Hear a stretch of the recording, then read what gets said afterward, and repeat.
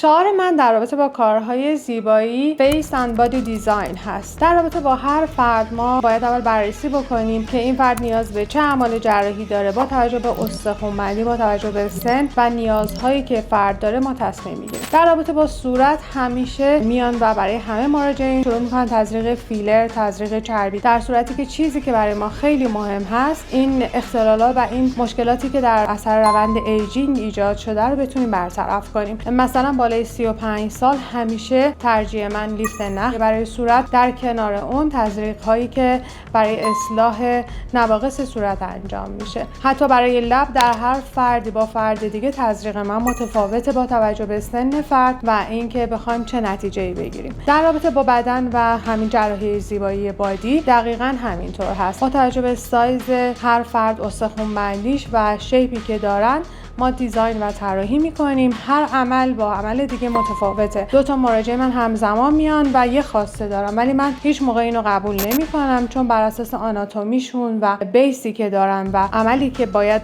انجام بشه کاملا نتایج باید متفاوت باشه. هیچ موقع خواسته اینو نداشته باشید که مشابه فرد دیگه‌ای بشین، چون واقعا هر دو انسانی که کنار هم هستن هزاران اختلاف آناتومی و بیس دارن که ما نمیتونیم تزریقات و نتایج رو عین هم بکنیم. هر کسی با توجه به نیاز خودش باید دیزاین بشه و اون براش اجرا بشه.